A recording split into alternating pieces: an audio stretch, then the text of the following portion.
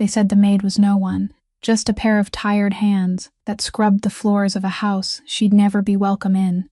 And that's exactly why nobody saw it coming, when she was the one who tore the whole night apart. In the coldest corner of Baltimore's Harbor District, where old money whispers and older debts get settled in silence, there lived a man named Draco Valentine. 34 years old, a mafia boss whose name people spoke with care, if they dared to speak it at all. He wasn't what you'd expect. He wore dark wool sweaters instead of tailored suits, drove a car with no plates, and carried a faint scar along his left brow from the night a man he'd trusted for 2 decades betrayed his father. A wound that taught him one truth he never let go of: that the human heart can do more damage than any weapon ever forged. He spoke softly, and it was that softness that unsettled people, because a man who never needs to raise his voice already holds every ounce of power in the room. On the night his estate glowed for an engagement party meant to bind 2 powerful families together, his fiancée, Sienna Cross, 29 and polished to a careful shine, stood before every important guest, pressed a trembling hand to her stomach, and declared through shining tears that she was carrying Draco Valentine's child. The room believed her. Every powerful man in it believed her. And Draco, who knew that couldn't possibly be true, felt the ground tilt beneath him. But 3 floors below the gilded chandeliers and the champagne, there was a woman named Naomi Hart, 27, a young widow with tired grace, and a 4-year-old son, whose breathing rattled softly in his sleep. A woman the whole household stared straight through as if she were made of glass. And just as Sienna's lie began to harden into truth, this overlooked woman took one quiet step forward and spoke 8 words that made the wine glass slip from the boss's fingers and shatter across the stone. 8 words that'd expose a secret nobody in that room was ready to hear. If a story about power, betrayal, and the quiet dignity of people the world refuses to see is the kind of story that moves you, then take a second to like this video, share it with someone who needs to hear it tonight, and subscribe so you don't miss what we tell you next. Now let's go back to where it all began, to a cold October evening, and the moment a powerful man's carefully guarded world started to come apart. There are men who build empires so they can be seen, and there are men who build them so they never have to be seen again, and Draco Valentine belonged to the second kind. The morning of that fateful day began like every other morning for him, not in a gilded room with servants carrying trays of silver, but at a small diner tucked between a laundromat and a shoe repair shop at the end of the street, where the neon sign had been missing 1 letter for years and no one had bothered to fix it. He sat in his familiar corner seat, ordered a cup of black coffee with no sugar, and the older woman behind the counter poured it for him without asking, because she had poured that exact cup for him for nearly 4 years, never knowing that the quiet customer in the casual knitwear could buy the entire block with a single phone call. That was exactly how Draco preferred it, to be a shadow among ordinary people, to listen to real life striking against itself around him instead of flattery echoing through rooms of power. People often imagined a mafia boss had to wear his authority loudly: gleaming suits, heavy watches, roaring cars that made the whole city turn its head. But Draco had learned very early that true power did not need to shout. It only needed to be present, quietly and undeniably, like a chill slipping into a room before anyone realized a door had opened. He knew the name of every person working under him, not the way a boss memorized an employee list, but the way someone truly cared. He knew the old gatekeeper had a grandchild who had just started college, knew the young driver was saving to buy his first house, knew the cook at the mansion had back pain whenever the weather turned, and he remembered all of it not because it was useful for business, but because his father had once taught him that a man who forgot the names of those who served him had already begun losing himself. His father, Salvatore, the man who had built everything from empty hands and a promise, used to sit with young Draco late at night and say in that familiar, deep, rough voice that blood could buy loyalty for 1 night, but only respect could keep it for 10 years, and that an empire built on fear would collapse the moment fear disappeared, while an empire built on dignity would stand even after the man who built it had been laid in the ground. Those words had soaked into Draco like water into dry earth. And now, at 34 years old, he still kept his father's old tarnished badge in his desk drawer, touching it whenever he felt the world trying to pull him into becoming a man his father would no longer recognize. That was why he often inspected his empire quietly at hours no one expected. Without warning, without an entourage, walking alone through hallways, harbor warehouses, offices hidden behind nameless doors, listening, observing, remembering, because he believed people only revealed their true nature when they thought the boss was somewhere far away. But that October evening, the Valentine mansion was not quiet at all. It blazed with light from the main gate all the way to the roof, hundreds of ornate fixtures casting warm gold over the stone walls, piano music drifting through the great halls, the scent of lilies and expensive wine mingling in the air, luxury cars rolling one after another into the courtyard, carrying the most powerful faces of the two families that were about to be joined by a marriage. Tonight was his engagement party with Sienna Cross, an event planned carefully down to every flower, every glass of wine, every guest, an alliance both sides called love, while everyone silently understood. It was a contract written in the invisible ink of interest and ambition. Draco stood on the second-floor balcony looking down at the sea of people below, holding a glass of wine he had not touched, and inside him there was a strange feeling he could not name, like a hairline fracture, splitting through a pane of glass invisible at first, but once noticed, impossible to ignore. He watched Sienna gliding through the crowd below, with her carefully practiced smile, touching one person's shoulder, tilting her head to laugh with another, so perfect that he found himself wondering whether he had ever truly seen her at all, or had only seen the image she wanted him to see. He did not know that within only a few hours, this subtle sense of unease would rupture into an earthquake, that tonight, beneath the magnificent lights arranged to honor his power, something small and wholly unexpected was waiting for him in the darkest place inside his own house, and that the person who would change his life forever would not be any of the honored guests in that glittering hall, but someone no one there would bother to turn and look at all night. 3 floors below, where the crystal lights were shining, and the piano music was drifting, in a hidden corner no guest at the party would ever set foot in, a woman was kneeling as she scrubbed stains from the cold marble floor of the service wing, and her name was Naomi Hart. It had been 3 years since the day she walked through the back gate of the Valentine mansion in a uniform too large for her, and with a heart that had learned not to expect much from life anymore. And during those 3 years, she had cleaned the same hallways again and again, hallways she would never be allowed to walk through as an ordinary human being, only as a pair of hands, a quiet shadow moving along the walls in the hours before the world of the wealthy had even woken. Her shoulders bore the invisible weight of years spent in hardship, a silent struggle etched into her very posture. But no matter how much life wore her down, there was one thing it had never taken from her: the way she lifted her head whenever people looked through her as though she did not exist. A quiet dignity as stubborn and enduring as roots clinging to stone, not showy, not begging, simply refusing to fall. People in this mansion were used to looking at her the way they looked at a useful object, necessary but invisible. And Naomi had learned that sometimes invisibility was a kind of armor, because the person no one saw was also free to observe everything. But tonight was not an ordinary night for her. Tonight was the anniversary of Daniel's death, the husband she had lost 4 years earlier in an accident at the construction site where he worked, a morning when he kissed her forehead and walked out the door like he did every day, and never came home again, leaving her with a newborn son and an emptiness no amount of time could ever fill. The construction company had quickly laid all the blame on the dead man himself to avoid paying a single dollar of compensation, and Naomi, too young, too exhausted, and too alone to fight an entire machine, had been forced to swallow that injustice, along with a mountain of bills and crushing debt. She had once studied nursing, dreaming of wearing a white coat and caring for others, but that dream had been folded away unfinished when she became pregnant and then lost the only support she had. And now the medical knowledge still left inside her was only enough for her to recognize when her son had trouble breathing in the middle of the night, enough for her to know how to soothe that small chest until his breath became even again.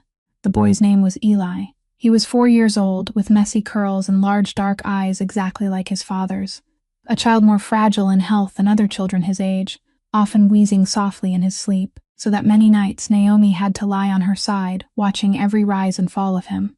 Tonight she had been forced to bring Eli to work, because her usual sitter was busy, and she no longer had enough money to hire anyone else. So she settled him quietly in the staff break room with his old stuffed rabbit and told him to wait for his mother, intending, when her shift ended, to light a small candle for Daniel in a corner of the back courtyard, a private ritual only she knew about, a way to tell the man who was gone that she still remembered, that she was still trying, no matter how heavy everything became. There was one thing Naomi had never told anyone, a faint shard of memory she held close, the way people hold a glimmer of light through a long night, that on the most wretched night of her life, when Eli was only an infant and had gone into crisis and had to be rushed to the emergency room in a pounding rainstorm, when she stood before the billing desk with trembling hands and an empty wallet, a strange man had quietly stepped forward, paid the entire amount without offering a word of explanation, then turned and walked back into the rain before she could see his face clearly. She could not remember that face. The rain and her tears had blurred everything, but she remembered a very soft voice when he bent down and told her the baby would be all right, and she remembered his back fading into the darkness, a dark sweater soaked through with rain on his body. For the 4 years after that, that blurred figure had become a quiet lighthouse inside her heart, and when she happened to hear people whisper about the secretive owner of the Valentine mansion, a powerful but strange man, a man rumored to quietly help the unfortunate without ever leaving his name behind, a tiny hope had sparked inside her, an uncertain belief that maybe, just maybe, he was the one who had saved her son that night, and it was that fragile belief that had carried her tired feet to knock on this place and ask for a cleaning job, so that 3 years passed, and she was still quietly watching, still quietly waiting, without ever once coming close enough to learn the truth, until this very fateful night in October, while Naomi quietly carried her candle and her fragments of memory down into the service wing, 3 floors above, amid laughter and the sound of glasses touching. Something very subtle had begun to move inside the heart of the mansion, an invisible thread someone had pulled taut before anyone had time to notice. Draco was still standing on the second-floor balcony, with the glass of wine he had not touched, letting the piano music and scraps of polite conversation drift past his ears like water passing over stone, when the phone in his coat pocket gave a brief, quiet vibration, a signal whose meaning only he understood. It came from the security sensor system, and more precisely, from the service wing, that cold corner behind the mansion which, on a night of celebration like this, should have been entirely still and silent, where there was no reason for a motion sensor to be triggered, while every eye and every bit of attention was fixed on the main hall. Another man in his position might have merely frowned, waved for a guard, told him to go see what was happening, then returned to his wine and social smiles. But Draco was not that kind of man, and those who understood him knew that it was precisely the small details other people dismissed that sharpened all his senses into alertness. Because in the world he lived in, where the friendliest smiles sometimes hid the sharpest knives behind the back, he had learned that a small irregularity on the very night, when everything was supposed to be perfect, was rarely just a harmless coincidence, and that instinct, forged through too many losses, was now whispering softly to him that something was wrong. He glanced down into the hall below, where Sienna was still gliding through the crowd with her perfect smile, where the powerful guests of both families were still absorbed in the performance of an important evening, and he realized no one would notice if the host of the party quietly disappeared for a few minutes, and no one would suspect that the boss of an entire empire would personally go do the work of a gatekeeper. Draco set his wineglass down on the stone railing, slipped out of the costume of party host that he had never truly worn with comfort, and quietly left the balcony, passing through a side door into a service corridor most of the guests did not even know existed. The deeper he went toward the rear of the mansion, the farther the warm golden light and gentle music receded behind him, giving way to a colder silence entirely unlike it, fewer bulbs, barer walls, the air of a world those guests upstairs would never see and would never want to see. He pushed open the final door and stepped into the back courtyard, and at once the chill of the October night rushed in to wrap around him, sharp and clean, carrying the smell of damp cement and early fallen leaves slowly rotting in the dark corners. The rear courtyard stretched before him in a dim gray wash of darkness, lit only faintly by a single lamp hanging above the storage door. its trembling light spilling patchy stains across the ground as though even it were unsure whether it should reveal what was hidden here. Draco stood still for a moment, letting his eyes adjust to the dark, and he listened, the way he had always listened, not only with his ears, but with some deeper sense honed through years of living along the edge of danger. There were no footsteps of an intruder, no metallic click of a plot taking shape, no sign at all of the threat the sensor had warned him about, and that silence only tightened the cord of caution inside him further, because an alarm without a visible cause was more suspicious than an alarm with one. He wondered what had triggered it, a stray animal, a strong gust of wind shaking a door, or some deliberate hand, and that final thought slipped across his mind like a current of cold air, before he had time to push it aside and tell himself he was becoming too suspicious on a night when he should have been relaxing. He did not yet know that his instinct had been right, that this seemingly baseless alarm was no accident at all, but the first piece in a board that someone had arranged long ago, a calculated move meant to pull him away from the great hall at exactly the decisive moment, and that when he took a few more steps into that cold darkness, he would come face to face with the thing that would throw the entire dark plan off course in a way no schemer could have foreseen, because in this shadowed and freezing back courtyard, there was no enemy waiting for him, only a sound, very soft and very fragile, just beginning to drift from behind the stack of old wooden crates in the corner by the wall. Draco followed that fragile sound, his steps quiet on the cold ground, and when he rounded the stack of old wooden crates in the corner by the wall, what he saw made all the tension of vigilance in his chest suddenly loosen, dissolving into something far gentler that even he could not name in time. There was no intruder, no threat crouching in the dark, only a very small boy sitting curled up in the hidden corner, a child of about 4 with messy curls and large eyes brimming with tears, clutching a battered plush toy, whose fur had been worn nearly bare, as though it were the only precious thing left in the world. The boy had gotten lost, surely only a short distance, perhaps following someone's footsteps through the wrong door, and then wandering until he could not find his way back. And now he sat there in the cold of the October night, sleepy and frightened, his breathing coming in soft, wheezing little sounds that were becoming strained, the kind of breath of a child whose small chest was being squeezed by fear and cold together. Draco stood still for a moment, and in that moment, the man all of Baltimore knew to fear, the boss of an empire built from blood and silence, was suddenly nothing more than a human being, looking at a tiny life that needed help. He did not shout, did not call for guards, did nothing that might frighten the boy further. Instead, he slowly lowered himself, kneeling on one knee on the cold ground so his eyes were level with the child's tear-filled ones, making himself smaller, gentler, so the boy could see that the tall shadow that had just appeared in the dark was not something to fear. "Hello, there," he said, in the very soft voice he often used, except this time that softness carried no power and no threat, only plain tenderness. "You're all right. I'm here now. Breathe slowly with me, all right? Take a gentle breath in, then let it out nice and slow." The boy looked up at him with the eyes of a child deciding whether this stranger could be trusted, that brutally honest gaze only children have, the kind adults lose long ago. And Draco stayed exactly as he was, patient and calm, quietly guiding him to breathe in and out with his own slow rhythm. He took off the coat he was wearing, his familiar charcoal pullover, and gently wrapped it around the boy's trembling shoulders, gathering that tiny body into the warmth still left in the fabric. And little by little, almost miraculously, the labored wheezing began to ease, the boy's breathing becoming steadier, deeper, his small chest no longer rising and falling in panic but finding its peaceful rhythm again. "That's it," Draco murmured. "See? You can do it." And a faint smile passed over the boy's tear-wet face, a tired but trusting smile. And then something Draco had not expected happened. The boy, as though he had made up his small mind that this man was safe, shifted closer and leaned his whole body into Draco's arms, pressing his cheek against his chest, the stuffed rabbit caught between them.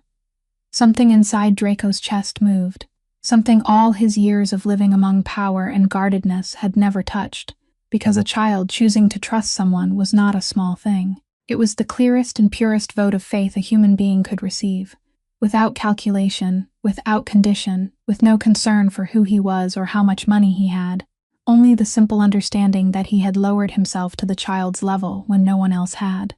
And Draco, The man who never let himself soften simply sat there on the cold ground of the rear courtyard, one hand supporting the small back slowly warming beneath his touch, unwilling to move, unwilling to break that fragile moment.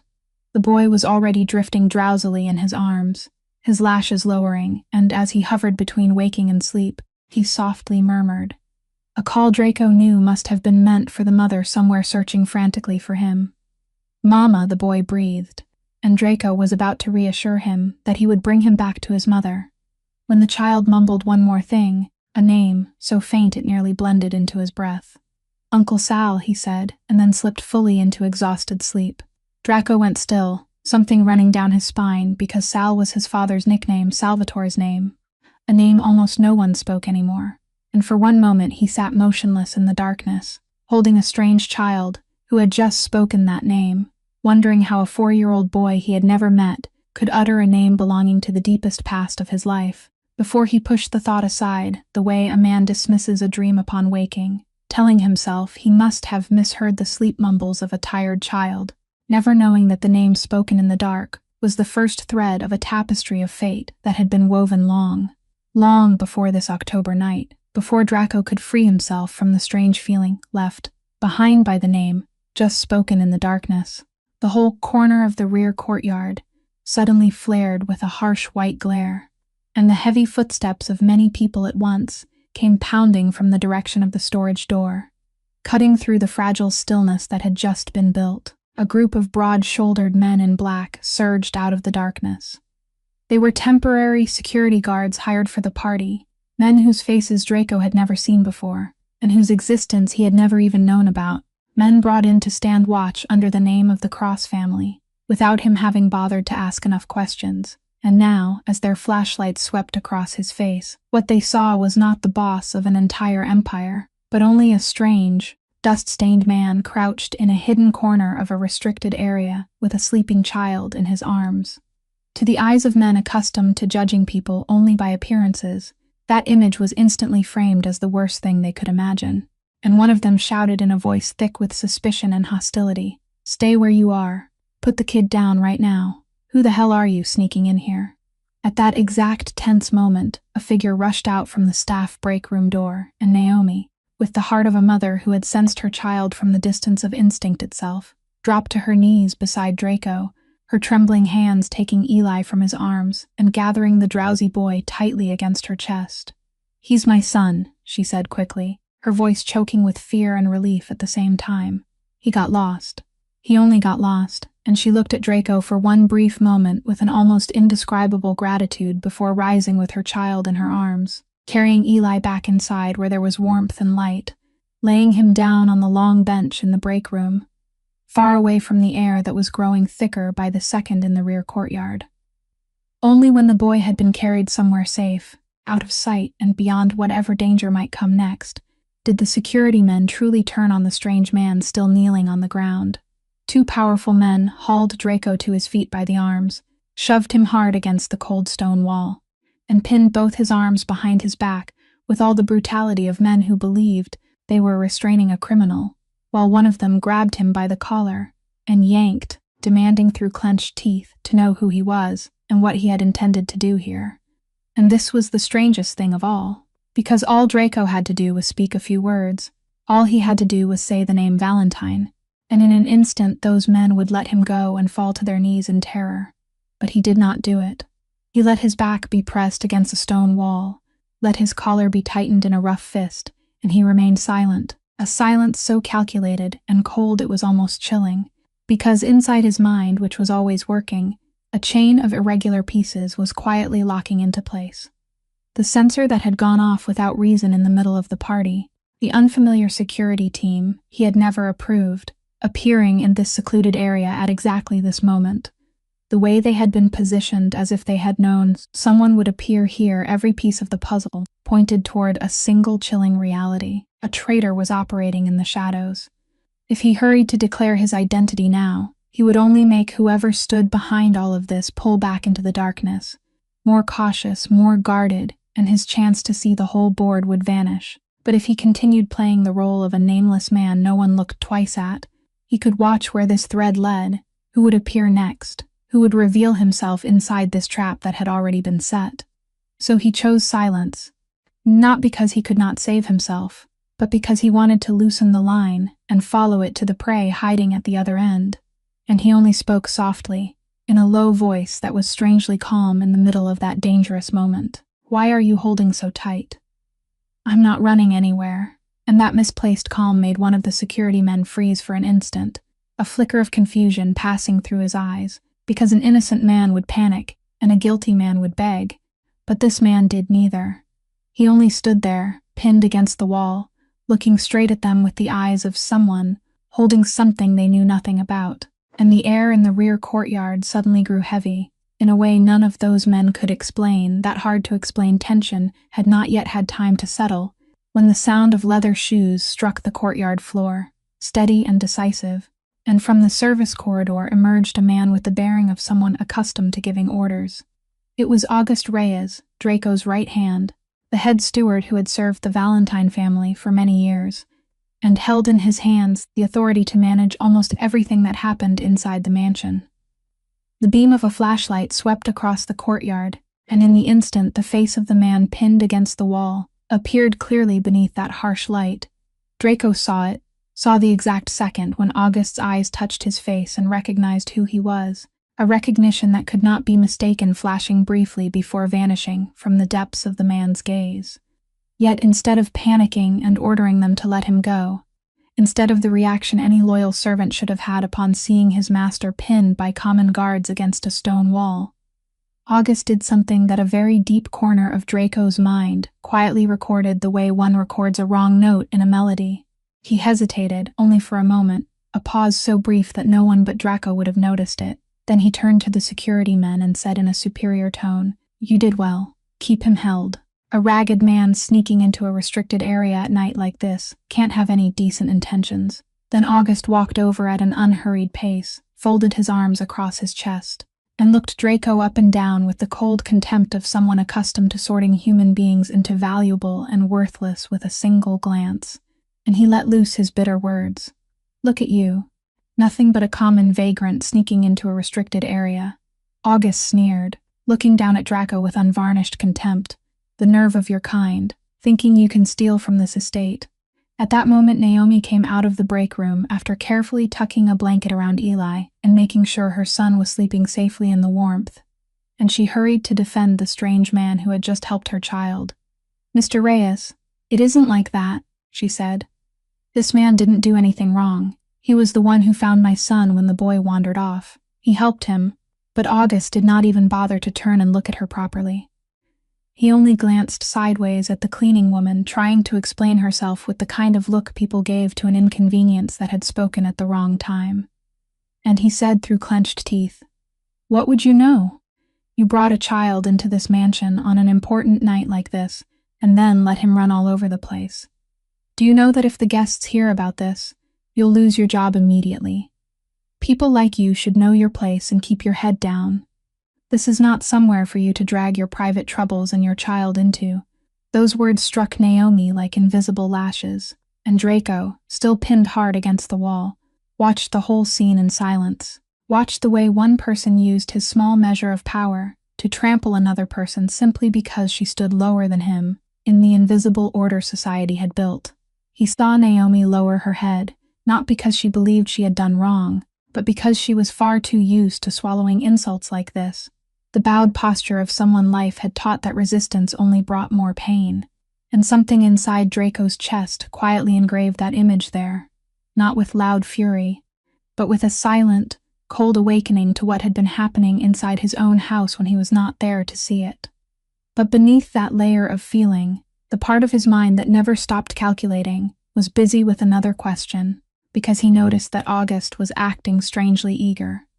The man was urging the security team to drag this stranger away quickly, wanting to remove both the man suspected of being a thief and the mother with her child from the service wing as fast as possible, as though something here was making him uneasy, as though the presence of these uninvited eyes in the rear courtyard on this particular night was a nuisance he needed to clear away with more haste than necessary. An ordinary steward would have been merely irritated, but August was almost anxious. and that urgency hidden beneath the mask of contempt was one more detail Draco stored in a sealed compartment of his mind. A piece whose shape was not yet clear, a piece he could not yet place anywhere, but also one he did not dismiss, because he had lived long enough in his world to understand that people in a hurry to chase something away were often people with something to hide. Draco had seen enough and heard enough, and now it was time for him to end this little performance in his own way. So he shifted his shoulder slightly, a movement that seemed harmless, but was decisive enough that the two security men holding him suddenly felt their grip loosen, and in that same low voice, still as calm as though nothing had happened, he told August to order his men to step back, that he would stand on his own, and there was something in the quiet authority radiating from that dust-stained man that made even August instinctively gesture for the guards to release him. Though the contemptuous look had not yet left his face, Draco brushed the dust from his shoulder at an unhurried pace. Then instead of leaving as August was so clearly hoping he would, he turned and walked straight into the staff break room, the small room where Naomi had just laid her son down, leaving the steward behind him wearing an expression caught between surprise and irritation. In the warm room dimly lit by yellow light, Eli had woken a little from his short sleep. He was sitting up on the long bench and rubbing his eyes, his stuffed rabbit still clutched tightly in his arms, and when he saw the tall man come in, instead of being frightened, his small face lit up with recognition, as though he were seeing an old friend again. Draco found an old kettle in the corner of the room, and under Naomi's stunned gaze, the man all of Baltimore bowed before made 2 cups of warm water with his own hands, gave one to the mother and took the other, blowing across it to cool it, then sat down right on the floor so his eyes were once again level with the boys, gently placing the warm cup into those tiny hands. "Drink a little of this to warm your belly, young man," he said, and Eli accepted the cup with both hands, solemnly took a small sip, then looked up at him with satisfaction before lifting his worn old stuffed rabbit with all the pride of a 4-year-old child. "This is Bunny," he said. "He got lost like me, but I found him. He's very brave." Draco nodded with complete seriousness, as though he had just been introduced to an important figure. "I'm honored to meet Bunny," he replied, "and he is very brave. Just as brave as his owner." That made Eli giggle, a bright, innocent ripple of laughter that swept away the last traces of fear still lingering on his face, and the boy began chattering to him about how Bunny liked orange carrots and hated the dark, while Draco listened to every word with the attentiveness of a man receiving the most vital information in the world. Naomi stood silently nearby, holding the cup of warm water in both hands without having taken a single sip, and she watched the scene with a confusion rising inside her that she could not explain, because after so many years of being trampled by life, she had learned that kindness in this world was rarely free, that behind every hand extended toward her, there was usually a price to pay, a condition, an exchange, and she had grown used to being wary of every unexpected kindness the way a wounded animal is wary of every hand reaching out. But this man was different.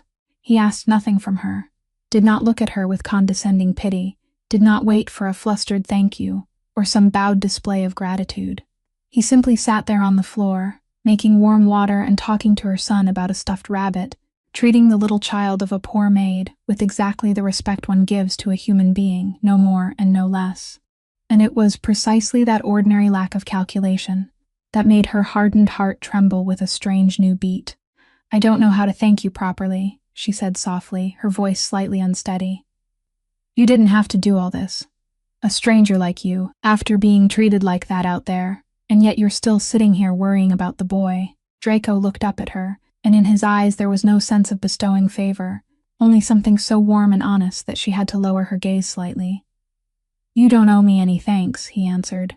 "The boy needed help, and I was there. It's as simple as that. Anyone worthy of being called human would do the same, no matter how often people out there seem to forget it."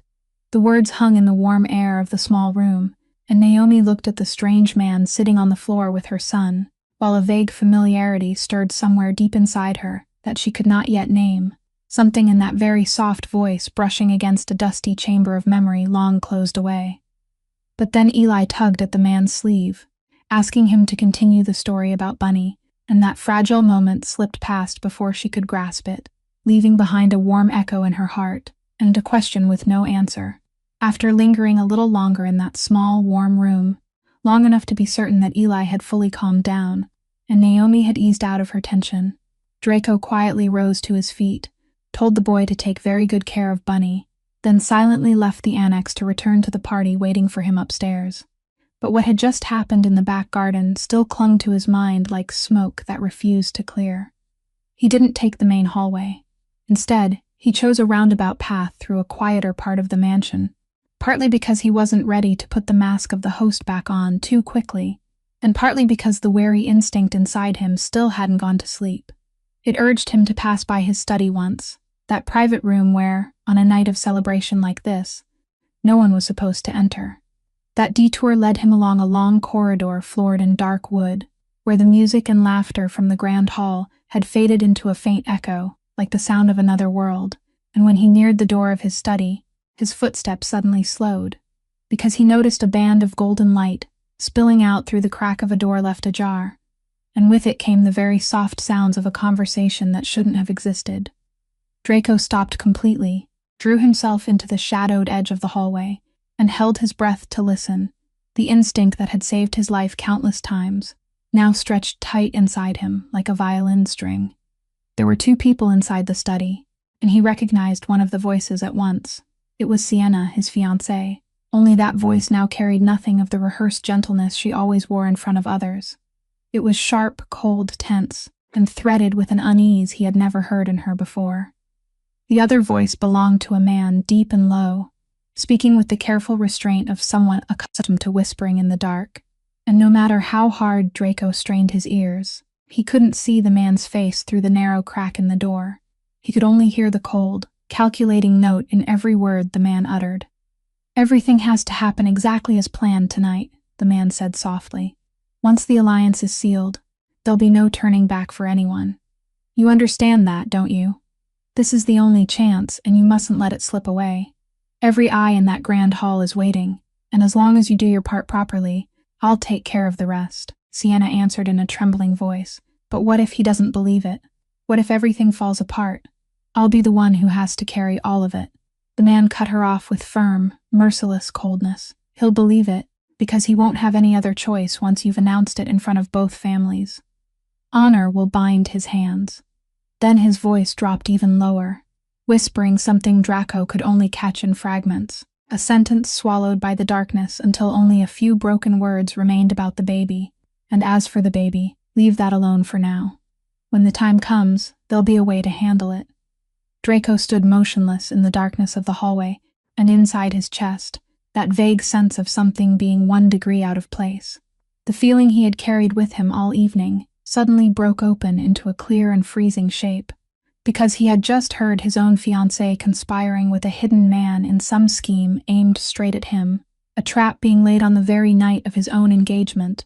Beneath the crystal lights that had been lit to honor the alliance, he now understood, was only a curtain drawn over calculations, far darker than he had imagined. He wanted to shove that door open, wanted to look directly into the face of the man whispering inside and force him to answer, but the cold, seasoned part of his mind held him back in time, because he knew that if he acted in that moment, he would catch only one small strand of the web and miss the spider spinning it, and the people behind it would have time to deny, to destroy evidence, to retreat into the shadows and wait for another chance, one even more dangerous.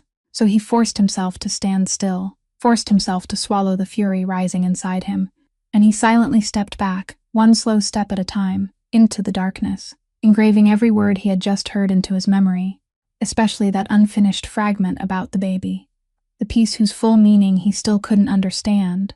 A new question planted in his heart, more painful than all the questions that had come before it, and he turned away in silence, carrying with him a truth that had only just begun to reveal itself, a truth he knew would change everything before this fateful night came to an end.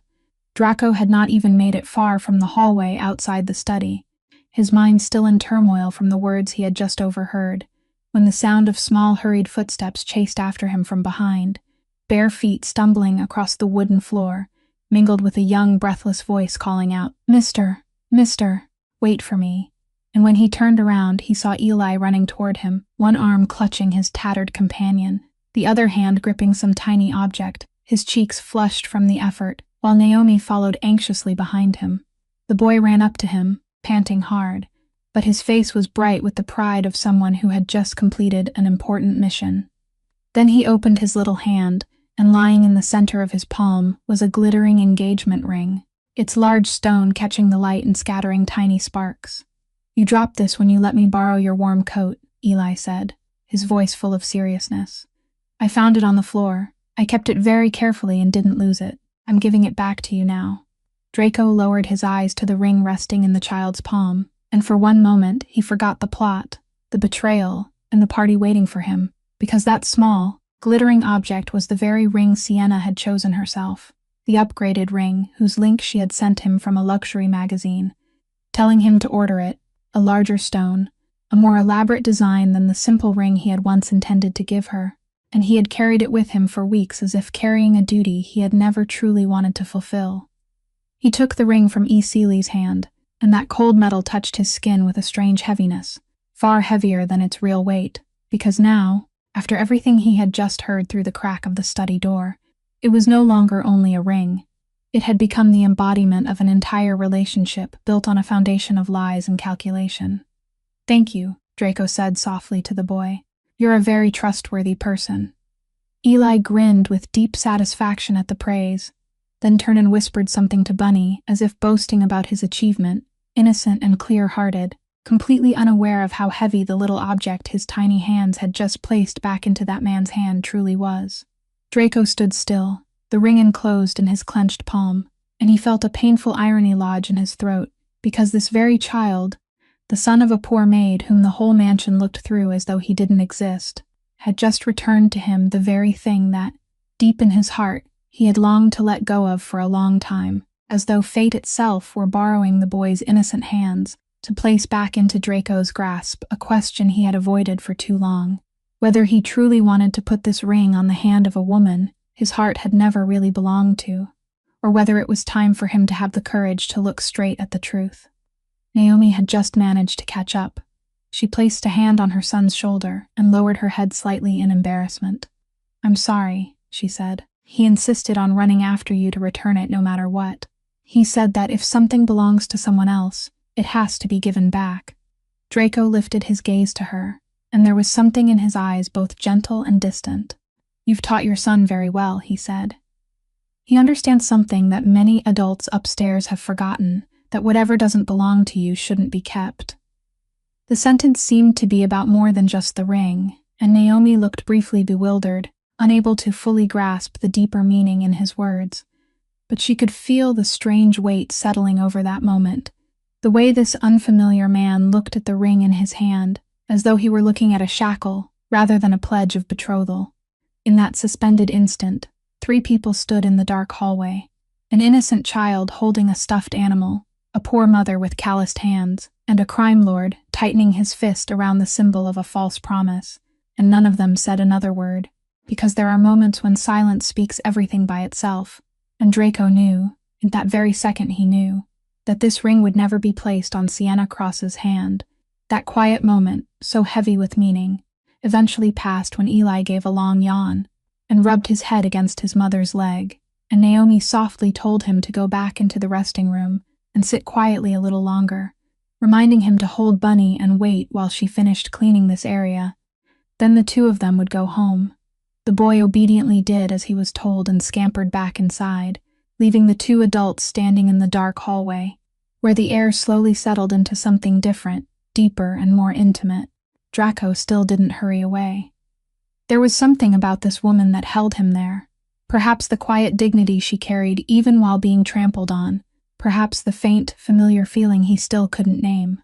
And he gently asked whether tonight was a special night, because he had noticed a small white candle peeking out of the pocket of her apron, an object strangely out of place among the cleaning supplies.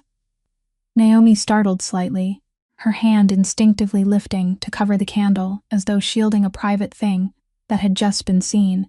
Then she let out a soft breath, and perhaps because darkness made it easier for people to be honest, or because this man had treated her son with a kindness she herself had almost never received, she quietly said that tonight was the anniversary of her husband's death, She said she still had the habit of lighting a small candle for him in a corner of the back garden, after each shift, a private ritual between herself and the man who was gone. A way for her to tell him that she still remembered, that she was still trying to move forward, no matter how heavy each step felt. She said nothing more about her losses, not a single word of complaint, not a single tear displayed for pity. Yet the way she cradled that small candle in her palm said everything about the weight of all those years she had silently carried alone. And Draco, a man far too accustomed to bearing his own wounds in silence, recognized in her an unexpected kind of kinship, the dignity of a person who knew pain but didn't collapse beneath it. Then, as if to move away from the heaviness that had just been revealed, Naomi quietly added something she had meant to keep to herself, something that her sharp, observant eyes, the eyes of a woman who had once studied nursing before that dream was folded away unfinished, had accidentally noticed during the times she cleaned Miss Sienna's private room. She hesitated, unsure whether she should say it aloud. But then she softly continued, saying she was worried about the future mistress's health, because for the past several weeks, while cleaning the room, she had come across blister packs of medicine that a woman in the condition Miss Sienna so often claimed to be in shouldn't have been taking. These were medicines that, with the little medical knowledge Naomi still retained, she knew for certain weren't meant for someone expecting a tiny life to come into the world. She said it carefully, and with nothing but good intentions, like one woman worrying about another woman, completely unaware that the small piece of information she had just let slip was, in truth, a fragment with devastating force, a key she was placing in Draco's hand, without having any idea what door it would open. Draco listened to every word she said, and outwardly he kept his usual calm, but inside him, that piece of information instantly fitted itself to the unfinished fragment he had heard through the crack of the study door about the baby. Two separate pieces suddenly touched, and began to give off the cold light of a truth, slowly coming into view. He looked at the woman before him with a new respect, because he understood that she had just unknowingly given him something even his own trusted inner circle couldn't have obtained, the kind of truth only a shadowy observer could see and hold, someone free to observe everything precisely because no one bothered to notice her. "Thank you for telling me this," he said quietly. "And don't worry. I believe you've just done something far kinder than you realize." Then he looked once more at the small candle in her hand. "I hope you'll be able to light that candle in peace tonight. The man you've lost must be very proud of you." That simple sentence made Naomi's eyes sting, because it had been a very long time since anyone had spoken to her with such gentleness, and she stood there, holding the candle in her calloused palm, watching the back of that unfamiliar man disappear into the dark hallway, carrying with him a truth she still didn't fully understand, heading toward the party where everything was about to shatter. On his way back to the grand hall, Draco had not yet reached the end of the corridor when one of his longtime trusted men, a man named Marlowe who had served the family since the days when Draco's father was still alive, quietly approached him with a tense expression and leaned close to his ear to deliver bad news. There was now evidence that one of the warehouse managers at the docks, a man named Prentice, had secretly been feeding information about the family's shipping routes to a rival gang in exchange for money. Draco stopped walking, and in that instant, the tenderness he had carried with him from the small room where Eli and Bunny were waiting vanished, giving way to something colder and sharper, the true face of the man who stood at the head of an empire, the kind of man whose slightest lift of an eyebrow was enough to make those beneath him hold their breath. He told Marlowe to bring Prentice to him in a quiet side room completely separated from the party, and a few minutes later, the warehouse manager was led in, his face drained of all color, his trembling hands clasped tightly together, because in the world they lived in, everyone understood that betraying the Valentine family was something a man wasn't supposed to survive long enough to speak of afterward. Draco sat in a single chair. He didn't raise his voice. He didn't slam his hand on the table. He simply looked straight into the eyes of the man, standing frozen before him with a silence so steady it was chilling, then asked softly, in a calm voice more frightening than any shout, "Do you know what I hate most, Prentice?" And without waiting for an answer, he went on. "What I hate most is having to discover that someone I trusted chose to sell that trust to someone else, because money can be earned back, but once trust is broken, There isn't any glue in the world that can put it together again." The man collapsed to his knees, stammering pleas for mercy, confessing that he had done it because he was desperate, because his little daughter was gravely ill and needed a large sum of money for treatment, and his wages could never cover it. He had thought it would only be one time, just one small piece of information, and no one would ever know. Hearing that, something in Draco's eyes seemed to soften for the briefest moment, because he remembered what his father had once taught him, that a leader had to know the difference between a man who betrayed out of greed and a man who stumbled because he had been pushed to the edge, and that justice without compassion was nothing more than cruelty dressed in moral clothing.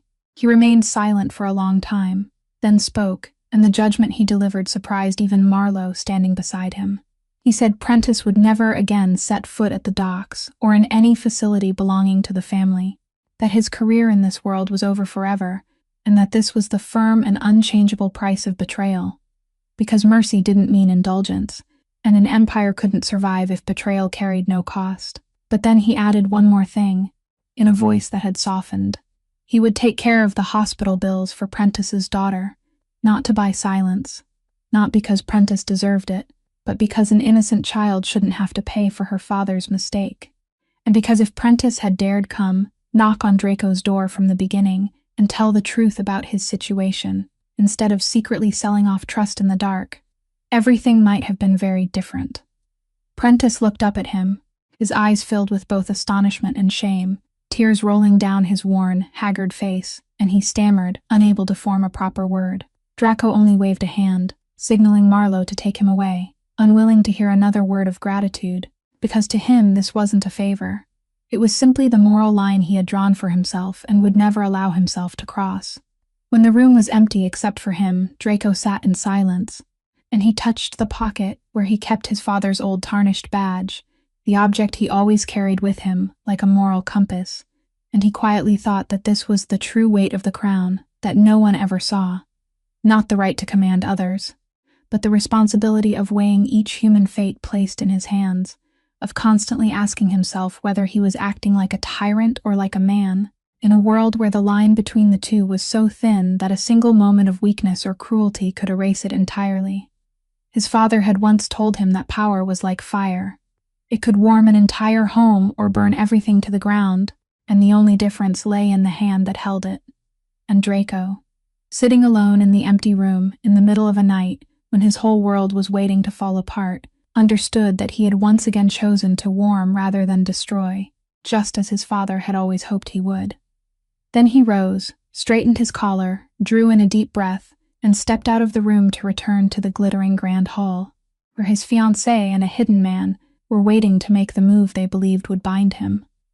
Unaware that the man about to step into that crystal light was no longer prey in their game, but a hunter who had already caught the scent of betrayal, Draco stepped back into the grand hall, and the very moment he appeared beneath the arch of golden light cast by the crystal chandeliers, the entire room seemed to shift with an invisible rhythm. Heads turned, eyes followed, social smiles bloomed across the faces of the distinguished guests from both families, because he was the center of this night, the future groom, the man whose coming marriage would bind two empires together into one enormous body of power. Yet the man walking unhurriedly through that sea of people was no longer the same man who had left this hall at the beginning of the evening. On the outside, he still wore his familiar composure and courtesy, still gave small nods in response to congratulations, still let a faint smile pass across his lips whenever someone lifted a glass toward him. But inside, after everything he had witnessed and heard within the few short hours that had just passed, something had changed forever, as though he were now looking at this entire glittering room through a completely new pane of glass. The ostentatious atmosphere of the party, the expensive clothes, the crisp laughter that sounded a little too false, the polished compliments passing back and forth among the guests, all of it suddenly appeared before his eyes like an elaborate play in which everyone was performing their role perfectly, a stage of masks where hardly anyone revealed their true face, and he, who had always felt out of place on stages like this, now saw more clearly than ever the distance between the people laughing and talking around him and the raw, naked truth he had just touched in that dark annex below. His gaze moved across the crowd and stopped on Sienna, who was standing at the center of a group of guests with a glass of champagne in her hand, radiant and flawless in her magnificent evening gown, her hair arranged in an intricate updo, her smile polished down to its every curve. For one moment he wondered how he could have stood beside a person for all this time, and never once truly seen through that shining shell now. As he looked at her with new eyes from which the film of naive trust had been scraped clean, he began to notice details he had once ignored. The way her eyes occasionally darted toward the door leading to the corridor, as though she were waiting for some signal. The way her fingers tightened a little too firmly around the stem of her glass, betraying a hidden tension beneath her effortless smile. The way her chest rose and fell slightly faster than usual whenever someone mentioned the wedding. She was anxious. He recognized it clearly. She was waiting and restless like an actress about to step into the most important scene of the entire performance. And he, the one who had accidentally learned the script in advance, watched everything in silence from the distance of a man who had awakened from a dream. Sienna caught his gaze from across the room, and her face immediately softened into a bright smile. She slipped away from the group of guests and came toward him with the graceful walk that had been refined through all the years she had grown up wrapped in silk and privilege. "There you are," she said when she came close, her voice sweet, though he could now hear the rigid note hidden underneath it. "I've been looking everywhere for you. Where did you disappear to and leave me alone to receive the guests? Everyone has been asking about you." Draco looked at her, and he smiled, a calm smile that revealed none of what was surging inside him. "I had a little matter to handle," he answered gently. "I'm here now." And he saw her eyes examine his face for a brief instant, as if checking whether he knew anything. Then she smiled again, reassuring herself, and slipped her hand into the crook of his arm with the intimacy of a fiancée. Standing so close to her, feeling her warmth and the familiar scent of her perfume, Draco suddenly felt a distant sadness rise inside him. Not the anger he had expected, but a quiet regret for something that perhaps had never truly existed between them, a relationship built on benefit and performance instead of genuine love. And he knew that no matter how this night ended, the road between him and Sienna had reached its point of judgment. He turned his eyes across the grand hall one final time, noting the position of every person. His gaze briefly pausing on the corridor door Sienna kept glancing toward, wondering where the hidden man from the study was standing now among this crowd, which guest's face he was wearing, what moment he was waiting for before pulling the controlling string. Draco's hand tightened slightly, feeling the weight of the ring still resting in his coat pocket, ready for the moment he knew was about to descend.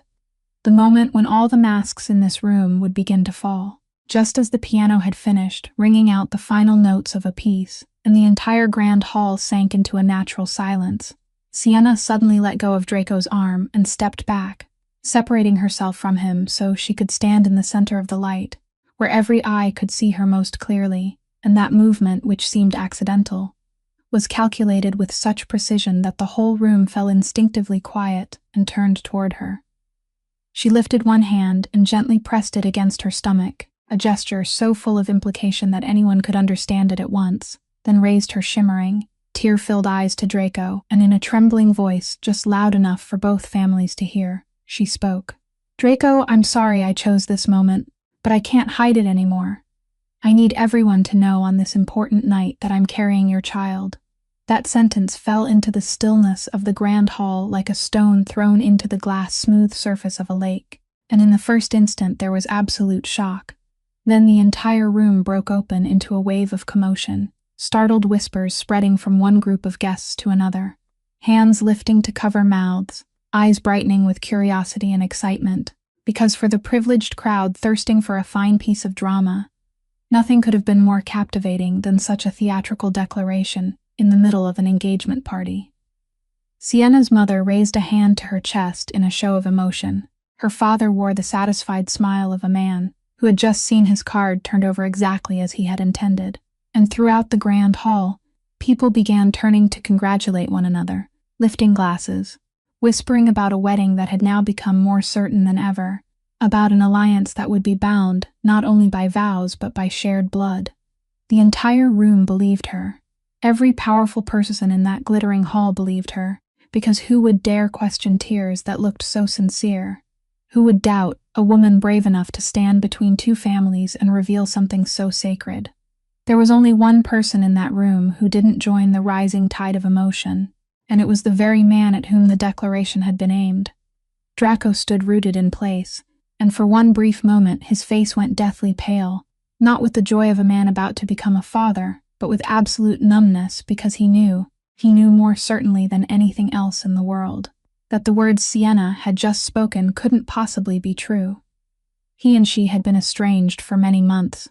Their relationship had long since cooled into a formal arrangement, a shell maintained for the interests of two families, and no longer holding even the smallest warmth of a pair of lovers. And he, more than anyone, knew that the tiny life she had just claimed to be carrying couldn't possibly be his child. In that stunned moment, amid the murmurs rising around him like a tide, Draco's mind suddenly flared with a freezing clarity, because every scattered piece he had quietly gathered throughout the evening abruptly fitted together into a complete and merciless picture. The groundless alarm at the annex, the signal that had drawn him away from this grand hall at exactly the right time, now appeared to him no longer as some accidental disturbance, but as a coldly calculated move.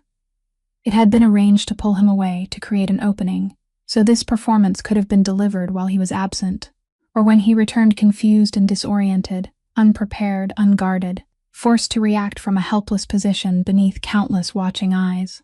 They had wanted to drive him into a corner, wanted to use honor and the pressure of an entire crowd to bind him tight, leaving him no path except to acknowledge, to marry, to lock into place the alliance they desired. And if he had not happened upon a lost little boy in the dark back garden, if he had not lingered long enough to hear and see things he was never meant to know, then perhaps in this very moment he truly would have been pushed into the trap they had laid for him. Draco slowly drew in a breath, feeling anger and understanding rise together in his chest, and he looked straight into Sienna's tear-wet eyes waiting for a reaction from him, pleading for him to step into the role they had written in advance. But instead of the panic or submission the person behind all this had expected, a terrifying calm gradually appeared on Draco's face, the calm of a man who had seen through the entire game and knew it was now his turn to move, and the whole grand hall, though no one yet understood what was truly happening, suddenly felt a vague chill run down their spines as the air around the host of the evening grew strangely dense. The entire grand hall now turned its gaze toward Draco, hundreds of eyes belonging to the most powerful people in the city, all waiting for the reaction of the man who had just been declared an expectant father, and the air stretched tight like a cord about to snap. The murmuring slowly faded into a heavy, suffocating silence, the kind of silence in which people could hear even the beating of their own hearts. Sienna still stood there with one hand pressed to her stomach and tear-filled eyes fixed on him, waiting, while across the room the guests held their breath. Even the delicate clinking of glassware had stopped completely, everything suspended inside the moment when the fate of an entire alliance seemed to be waiting to be decided by the next few words from the mouth of the evening's host. And right in the middle of that absolute stillness, when every bit of attention in the room was focused in one single direction, from the threshold leading into the grand hall, from the shadowed corner where no crystal light reached, a small figure quietly stepped forward. It was Naomi, still in her plain maid's uniform, her calloused hands hanging at her sides, her hair tied neatly back, a woman whom no one in this glittering world had bothered to look back at once throughout the entire evening, or throughout the past 3 years, a person so invisible that at first her presence at the threshold didn't even make anyone take notice. She had been standing there for no one knew how long. Perhaps she had come upstairs looking for something she had forgotten, or perhaps something in her heart had urged her forward, and she had witnessed the entire declaration just now, had seen the pale face of the kind man who had saved her son, had understood that the small truth she held in her hands was no longer hers alone. And then, to her own astonishment, the woman who had grown used to lowering her head and swallowing every word into silence, took one more step into the light, her 2 hands tightening to hide their trembling, and in a voice that was soft yet clear enough to pierce straight through the silence of the entire grand hall, she spoke 8 words. "She isn't pregnant. I have the evidence."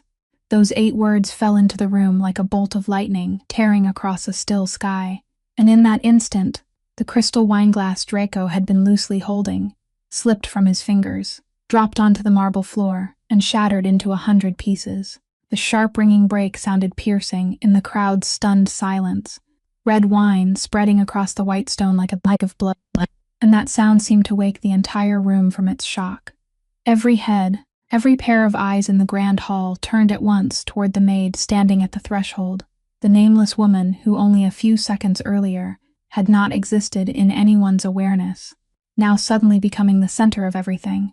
And across those hundreds of privileged faces appeared every shade of feeling: astonishment, doubt, outrage, curiosity.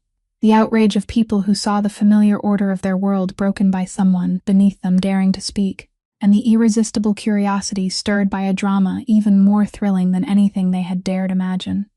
Sienna was the first to react. Her face changed at once, from tearful fragility into panicked pallor, then quickly wrapped itself in outrage. She snapped toward Naomi and hissed, "Who are you to dare? What could a lowly servant know that gives you the nerve to open your mouth and slander me in this place? Who allowed you up here?" Then, trembling, she turned toward the crowd as though begging for rescue. "Someone please get this woman out of here immediately. This is clearly some vile fabrication." But Sienna's voice had lost its usual steadiness. It had risen too high and become unusually rushed, and that very panic, instead of reassuring the crowd, only made the doubtful eyes begin to shift.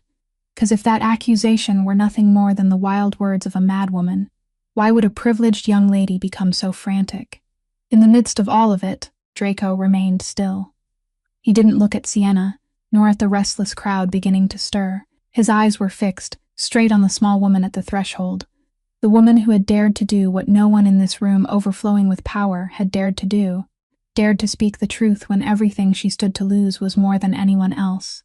And in the look he gave her, amid that grand hall waiting to explode, there was no suspicion, but something close to gratitude and deep respect, because he knew the words she had just spoken were true, and he knew the price she was willing to pay to say them. In the face of Sienna's insults and her demand that Naomi be thrown out, Naomi did not step back, nor did she show the fear or confusion people might have expected from a servant being shouted at by a privileged young lady in front of a crowd. On the contrary, she drew in a deep breath, straightened her back, and the quiet dignity she had carried through so many years of being trampled by life now radiated from that posture, with a strength that neither money nor status could ever grant. "I know who I am," she replied, her voice not loud, yet strangely steady. "I'm only a servant. Someone no one in this room has bothered to look at for the past 3 years, but precisely because no one bothered to look at me, I was able to see the things everyone else missed. And what I'm about to say isn't slander, it's the truth, and I'm willing to bear every consequence if I'm wrong." Then she turned toward Draco and the guests, who stood stunned and listening, and she began to speak with the calm of someone who had carefully weighed every word before letting it leave her mouth. Without a shadow of a doubt, she pointed out the exact hidden location of the chemical blister packs in Miss Sienna's private room, contraceptive, and hormonal shifting drugs that physically made a pregnancy completely impossible. She exposed the cold, hard facts directly to the crowd, presenting an undeniable reality that instantly shattered the young lady's fabricated announcement. The moment Naomi's words ended, that piece of the puzzle immediately struck another piece. Draco had been keeping in his mind the unfinished fragment he had heard through the crack of the study door. The hidden man's voice, whispering that as for the baby, leave that alone for now, and there would be a way to handle it when the time came. And now those two separate fragments fitted together perfectly and coldly, confirming each other, supporting each other, making him understand that the maid's words were not the fabrication of someone jealous or deranged, but the final piece of a picture he himself had been silently assembling all night. That was why, when he spoke, his voice rang with absolute certainty. "I believe her," he said, and those 3 words from the mouth of the evening's host carried more weight than 1,000 arguments, shaking the grand hall once again, and Sienna, hearing her own fiancé stand with her accuser, turned visibly white.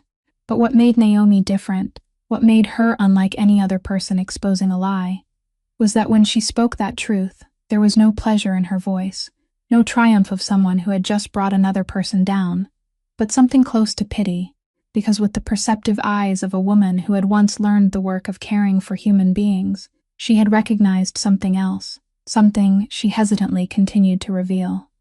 Among those blister packs, she said, there were also medicines she feared Miss Sienna might not have taken willingly, things that could make a person panicked, easily led, and robbed of the ability to think clearly.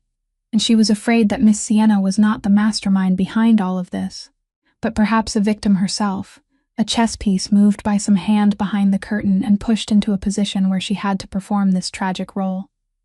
The moment those words were released, the grand hall erupted into another wave of commotion, but this time the attention began to shift. It was no longer focused entirely on accusation or defense. A new and uneasy question began to slip through the room. If the maid was right, then who was truly pulling the strings behind all of this? Who had used even a privileged young lady as a pawn in his dark game? And Sienna herself, when she heard those words, reacted in a way that stunned everyone. She didn't keep shouting or denying. Instead, her shoulders suddenly began to tremble. The eyes that had only pretended to be wet with tears now truly overflowed, and she stepped back as though the maid's words had stripped her bare of a truth she herself had been desperately trying to hide, from others and even from herself.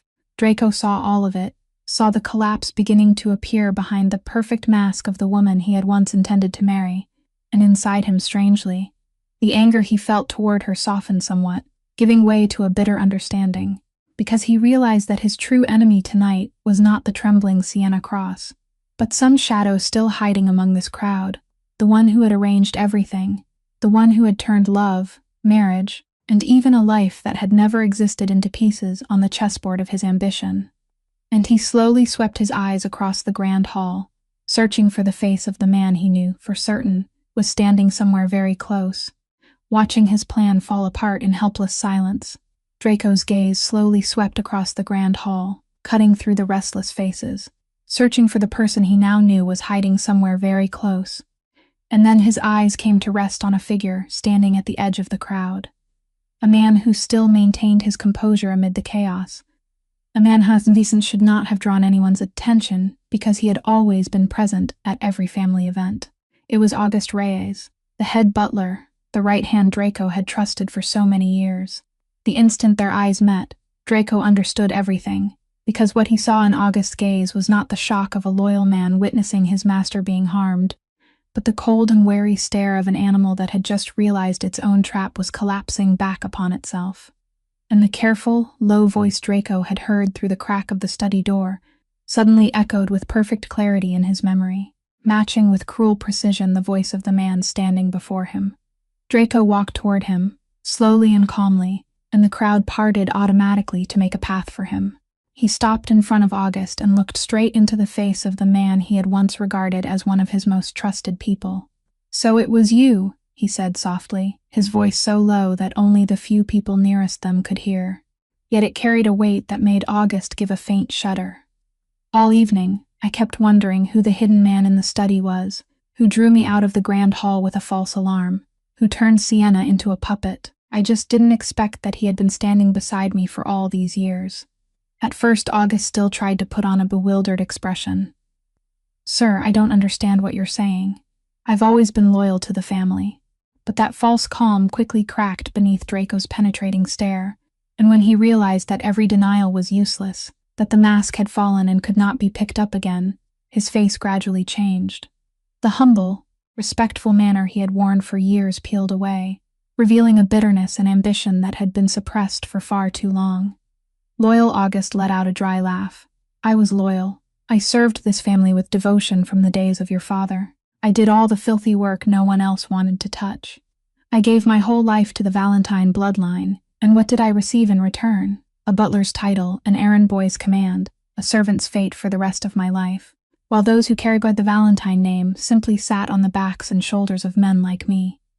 The entire grand hall listened in deathly silence to that confession filled with resentment, and Draco stood there, a deep ache rising inside him that he hid behind his cold expression, because this betrayal touched an old wound that had never truly healed in him, the ghost of another betrayal from many years before, when a trusted man his father had believed in completely had also stabbed him in the back in exactly this way. and now history seemed to be cruelly repeating itself before his eyes. You intended to turn Sienna into a tool so you could slip into the very center of the family's power, Draco said slowly, peeling back each layer of the conspiracy.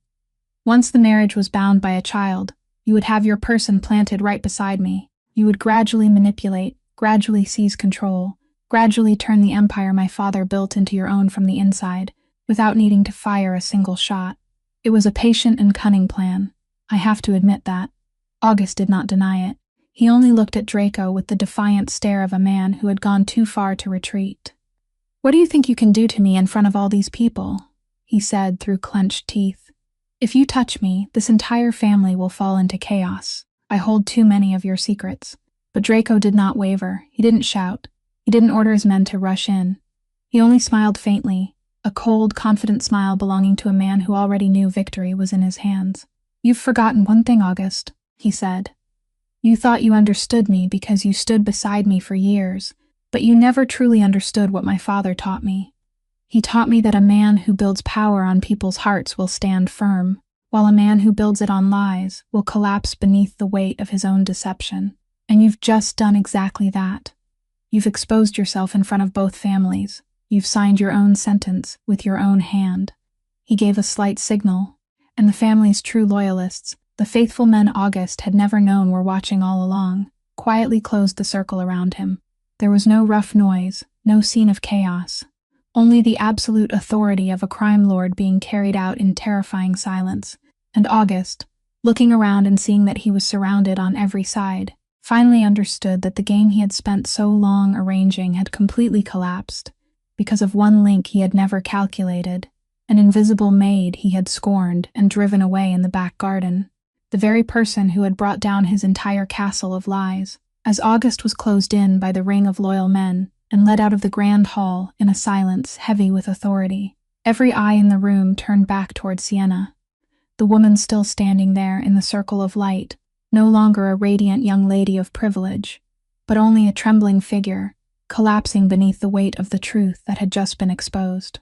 The perfect mask she had worked so hard to preserve throughout the evening, throughout so many years, finally shattered, and the tears rolling down her face now were no longer the calculated tears meant to buy the crowd's sympathy, but the real tears of a human being who had just been stripped bare in front of everyone she knew. Sienna sank slightly, one hand gripping the back of a chair to keep herself from falling, and through choking sobs she began to speak, not to deny her guilt, but to explain herself. "Everyone," she said, her voice breaking, "I know I was wrong. I took part in an unforgivable lie, and I don't expect anyone here to forgive me, but please, hear me out just once." She lifted her face and looked at Draco through the blur of tears, and in those eyes there was a true pain that made even the guests who had been furious soften against their will. "Do you know, Draco," she said, "I've been afraid. I've always been afraid. Afraid that I wasn't good enough. Afraid that this alliance only needed me as something to be traded. Afraid that one day you would realize you had never truly needed me, and would leave me behind the way people discard something after it has lost its value."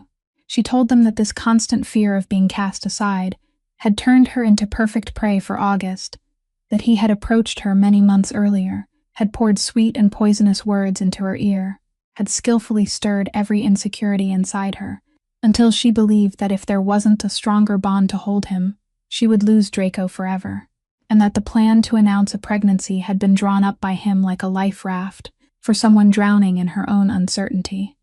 "I let him lead me," she confessed through her sobs. "I drank the things he gave me, without realizing they were eating away at my ability to think clearly. There were moments when my mind felt clouded, when I found myself doing things I normally would never have done, and by the time I understood I had sunk too deep, there was no way back. He held me captive with the very secrets he had tempted me into creating." The entire grand hall fell silent as it listened to that confession, and strangely, instead of contempt, something like pity began to rise in many hearts, because they realized that the woman kneeling there in ruin was not a cold-blooded monster, but only a weak human being who had been driven into the abyss by her own fear and by someone else's manipulation. Draco looked at her for a long time, and inside him rose a tangle of emotions too difficult to name. The hurt of a man who had been betrayed, the bitterness of a relationship that had never truly existed, but above all of it, a painful understanding and even compassion for someone he now recognized as another victim in August's game. He could crush her, he knew that. With only a word, he could destroy her reputation and the entire Cross family forever, could turn her into a laughingstock and a disgrace for the rest of her life. And no one would blame him if he did after everything she had helped set in motion. But Draco didn't do that, because his father had once taught him that the true measure of a man was not found in how he treated the powerful, but in how he treated someone who had fallen at his feet. So he slowly stepped forward, bent down, and in a voice that had softened greatly, said, "Stand up, Sienna. A woman like you shouldn't be kneeling like this in front of people who may not be any better than you." He told her that she would have to testify, that she would have to reveal the whole truth about August and his conspiracy so justice could be done, and in return, he would give her a path to leave with dignity. She could quietly withdraw, heal, and begin her life again somewhere else, without having to carry the mark of disgrace for the rest of her days. Sienna looked up at him, her eyes filled with stunned disbelief, because she had prepared herself for the cruelest punishment, yet what she received was a way out and a mercy she knew very well she didn't deserve. "Why?" she whispered faintly. "Why would you treat me kindly after everything I've done?" And Draco only answered softly, "Because destroying someone who has already fallen proves nothing about strength. You've been imprisoned by your own fear for too long, and I hope this time you'll have enough courage to free yourself." Then he straightened, leaving that woman with tears that now carried an entirely different meaning. Tears of repentance and of a fragile ray of hope that had just been lit. In the separate side room where August had been taken, the traitor sat under the watch of loyal men, the arrogant defiance he had shown earlier now almost entirely gone, leaving only the bitterness of a man who had gambled everything and lost it all. And when Draco stepped inside, August lifted his head and looked at him with the eyes of someone who already knew his fate had been decided. Draco did not touch him, did not raise his voice, because he understood that the most frightening punishment for a man like August was not blows or violence, but the stripping away of everything he had longed for, and the loss of every road back. "You will answer to the law for what you've done," he said in a calm voice. "Every piece of evidence, every statement, will be sent to the proper place, and the network of connections you once leaned on to climb higher will not have a single person left willing to reach out and save you, because in our world, nothing is more despised than a traitor who has been exposed." He told him that he would not stain his hands with blood, that he would not turn himself into the kind of man August had imagined him to be. Instead, he would let justice, both the justice of the law and the unspoken justice of the world they lived in, finish its work, and August would have the rest of his life to think about the day he traded his loyalty and his character for a hollow ambition. August lowered his head and had nothing left to say, because he understood that the sentence Draco had just delivered was the cruelest thing possible for a man who had spent his whole life craving power and status. It was to be pushed back into the nothingness he feared most, to be stripped of everything and abandoned by an entire world, and Draco turned and walked out, closing the door behind him along with a dark chapter of his life. When he returned to the hallway, the temporary security men, who had roughly restrained him in the back garden earlier, were standing clustered together, their faces pale, because by now they knew that the disheveled man they had pinned against the stone wall was in truth the master of this entire mansion, and they were waiting for his rage to fall upon their heads. One man had collapsed to his knees begging forgiveness. Another trembled and stammered without managing to form a full sentence. But Draco stopped in front of them and looked over each of them, and what he did left them all stunned.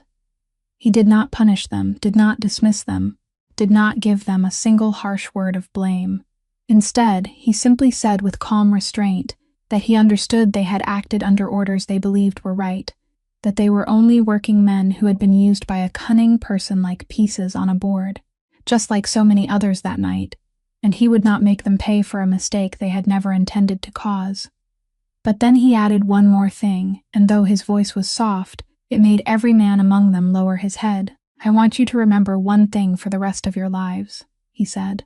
"Tonight, you saw a poorly dressed man holding a child in the dark, and you immediately decided he was something wicked who deserved to be trampled. You judged a human being only by the clothes on his body, and that is the greatest mistake anyone can make. because people reveal who they truly are, not by how they treat the powerful, but by how they treat those they believe are nothing at all. Those words sank into every man standing there like a lesson they would never forget, and they bowed their heads, no longer out of fear, but out of honest shame, because they understood that if the man they had despised tonight had not been the powerful owner of the mansion, but truly had been a poor and lowly man, the way they treated him still would have been just as shameful, because a person's dignity does not depend on his clothing or his position.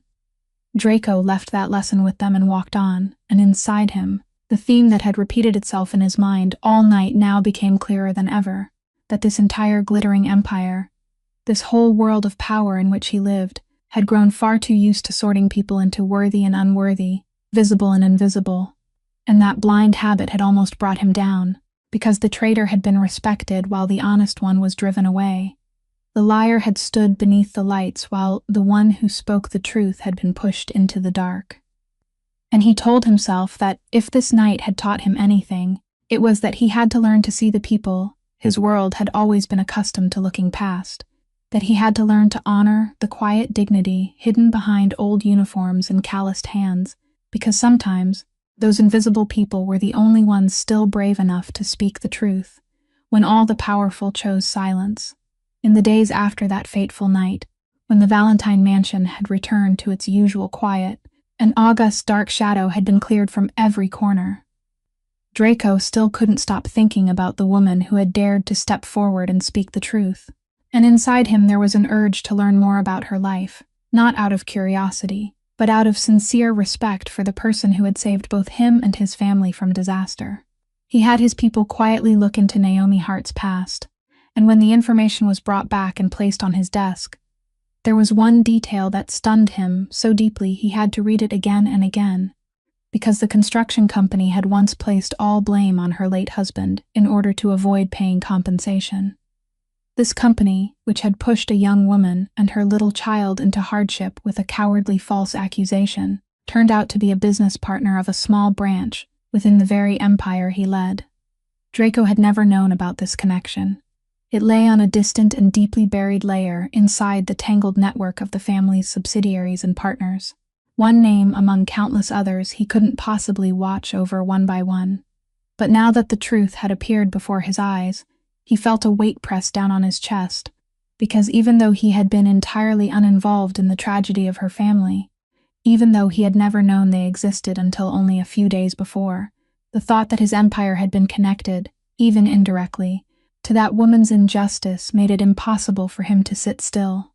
He immediately summoned the heads of that construction company to meet him, and in the crime lord's office, the men who had spent years comfortably evading responsibility now had to face a truth they had believed buried forever. Draco placed before them the entire file on the accident from years ago, the evidence showing that the real fault belonged to the company's negligence and not to the dead worker. And he looked straight into their eyes and told them that this deception ended today. He declared that he would sever every business relationship between the family and that company unless they agreed to do one thing properly: officially acknowledge the innocence of Naomi's late husband, restore his honor, and provide fair compensation for the years she and her son had been forced to endure in injustice and poverty. And before the undeniable authority of the man who held the life of their business in his hands, those men who had once been callous and unmoved finally had no choice but to bow their heads and accept. Draco also quietly ordered a review of every similar case that the company had once denied responsibility for, and he realized that Naomi's family had not been the only victim. Several other families had also been pushed into similar misery, and he quietly forced the company to do right by all of them, turning this delayed justice into something greater than the story of one person alone. When everything had been properly arranged, Draco invited Naomi to come, and he personally handed her the official file clearing the name of her late husband, along with the document confirming the compensation she should have received many years earlier. Naomi took those papers in trembling hands, and as her eyes moved over each line, as she understood that the name of the husband she loved had finally been washed clean of the unjust stain he should never have had to carry, her shoulders began to shake, and tears rolled down her face. But they were not the tears of suffering she had cried far too many times throughout the years. They were the tears of a deep release, the feeling of an invisible burden that had pressed on her shoulders for so long finally being lifted away. "He wasn't at fault," she whispered through her tears. "I always knew he wasn't at fault, but for all these years no one would believe me. No one would listen. They let him leave this world carrying a false accusation, and now, at last he can rest in peace." Draco stood silently watching her, and inside him rose an emotion difficult to name, because he understood that what he had just given her was not money. Money could never buy back the lost years or the person who was gone. What he had given her was something far more precious than that: the truth, honor, the right to lift her head and speak of her husband as an honest man instead of a sinner. "I'm deeply sorry it came this late," he said softly. "You shouldn't have had to wait so long to receive what you deserved from the very beginning." Naomi lifted her face to look at him, her eyes still wet but shining with a gratitude no words could fully express. "Late is better than never," she replied, "and you don't know, this gift is greater than anything you could imagine, because now I can look into my son's eyes and tell him that his father was a good man, and that he can be proud of him." That night, when the entire mansion had sunk into sleep, and the vast corridors held only the echo of his own lonely footsteps, Draco sat alone in his study, the desk lamp casting a warm circle of light, and before him lay his father's old tarnished badge, the one he often took out and touched, whenever his heart was unsettled by things he could not yet name. He was deep in thought about everything that had happened when the phone on the desk softly lit up, a message sent from an internal number within the mansion, and when he opened it, he realized it was from Naomi, simple lines she had written to thank him for everything he had done for her and her son. But at the end of the message, there was something that made the hand holding his phone stop still, because she wrote that there was something she had kept in her heart since the night he saved Eli in the back garden. Something she had only now found the courage to say, that the very soft voice he used when he bent down to soothe her son in the darkness had awakened in her, a memory she had carried for 4 years, as though holding on to the only ray of light in the darkest stretch of her life. She told him that 4 years earlier, on a stormy night, when Eli was still a newborn baby and had fallen into a critical condition that required emergency care, when she stood frozen before the hospital payment counter with 2 empty hands and a shattered heart, a strange man had quietly stepped forward, paid the entire bill, then turned and walked back into the rain before she could see his face clearly. And the only thing she still remembered about that nameless benefactor was a very soft voice when he bent down and told her that the baby would be all right, along with the sight of his back gradually disappearing into the darkness, his dark sweater soaked through with rainwater. For 4 years, she had silently carried that blurred figure with her, had heard people whisper about a secretive master, who often helped others quietly without leaving his name, and it was that fragile hope, the thought that perhaps he was the man who had saved her child, that had brought her feet to the gates of this mansion to ask for a cleaning position. Then for 3 years, she had waited in silence, never once coming close enough to learn the truth, until that fateful night, when that same very soft voice rang out again in the darkness, as he held her frightened child in his arms, and in that moment she recognized it. She knew with certainty that the man kneeling on the cold ground saving her son was the nameless benefactor she had quietly searched for all those years. Draco read those lines and went completely still, because in his memory, that stormy night 4 years ago returned only faintly, like one of the countless times he had quietly helped strangers he happened to meet along the road of life, then forgotten soon afterward, never leaving his name, never hoping to be repaid, because that was exactly the way his father had taught him to live, to give in silence and never turn kindness into a debt someone else had to carry. He had never imagined that one of those many quiet acts had planted a seed of destiny, that the woman and child he had happened to help in the rain all those years ago were Naomi and Eli, that the thin thread he had released into the darkness 4 years earlier would weave itself into the very moment she stepped forward to save his entire life in the grand hall that night. And then he suddenly understood the thing that had made him stop still, in the back garden when Eli mumbled the name Sal in his sleep. Because Naomi went on to write that on that fateful night, she had vaguely caught the name Sal from the stranger before he disappeared.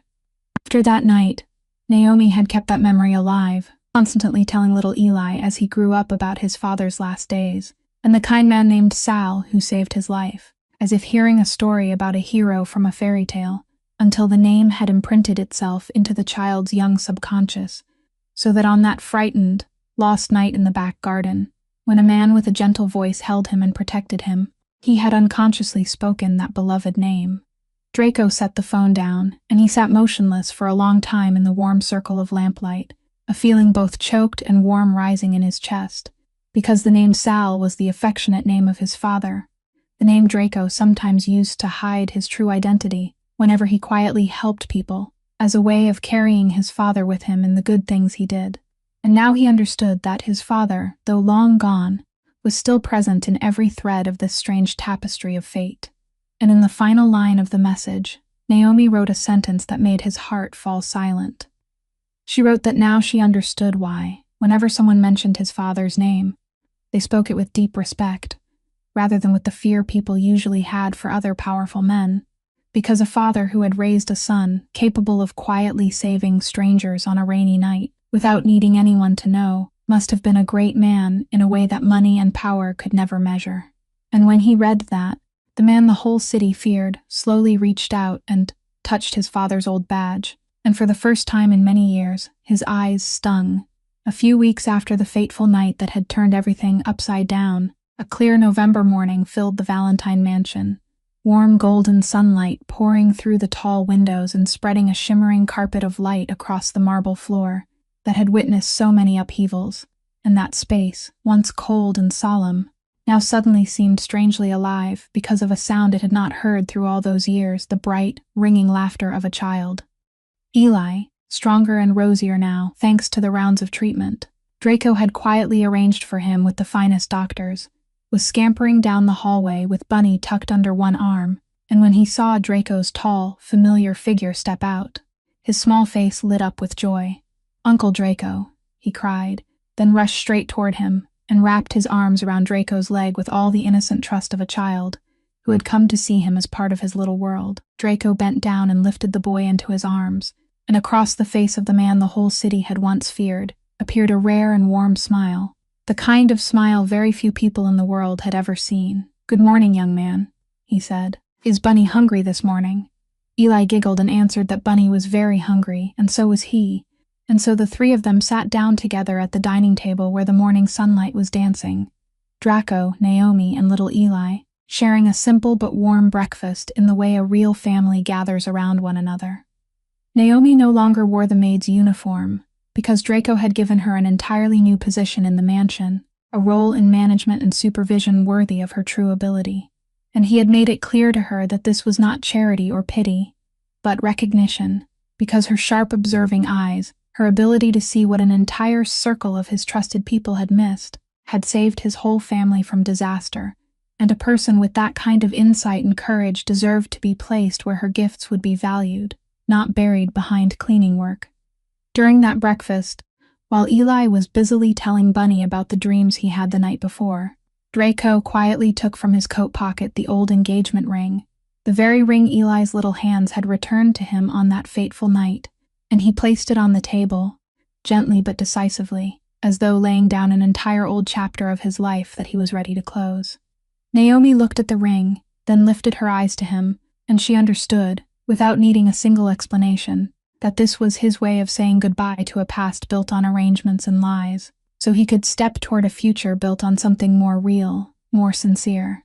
Between the two of them, there was no confession of love, no rushed promise, only a quiet understanding slowly growing through mornings like this, a feeling nurtured little by little from respect and gratitude rather than calculation, and both of them understood that some of the most beautiful things in life did not need to be named too quickly, only allowed to grow in their own time. Draco looked at the mother and child sitting before him in the morning light, and inside him there suddenly echoed something that a life spent among power and guardedness had never taught him, but that one child and one poor mother had taught him in a single night, that the greatest power a person could possess was not the ability to make others tremble in fear, but the ability to make a frightened child dare to rest his head in trust against his shoulder, and that the most important measure of a person was not what they displayed beneath the lights, but what they quietly did when they believed no one was watching. The story of Draco, Naomi, and little Eli reminds us of something simple yet profound, that a person's dignity is never measured by the clothes they wear or the position they hold, that sometimes those the world treats as invisible are the very ones who carry within them the light of truth and courage, and that a quiet act of kindness, small as it may seem, can plant seeds of destiny that bloom in ways we could never have expected, because goodness given without expecting repayment never truly disappears. It simply waits to return at the very moment we need it most. If today's story has touched your heart in some way, if Draco, Naomi, or little Eli has made you smile or brought tears to your eyes, please take a moment to press the like button, share this video with the people you love, and subscribe to our channel so that every day you can hear many more meaningful and captivating stories. We would love to know how you felt. Which moment in the story moved you the most? Was it the image of the little boy resting his head in trust within a stranger's arms in the darkness? Or the moment the invisible maid dared to step forward and speak the truth? Leave a comment and share the feelings from deep within your heart, because we always read and cherish every line you share with us. Thank you for taking the time to listen to this story until its final moments. We wish you and your loved ones abundant health, a joyful life, peace, and love each day. Goodbye for now, and we'll see you again in the next stories.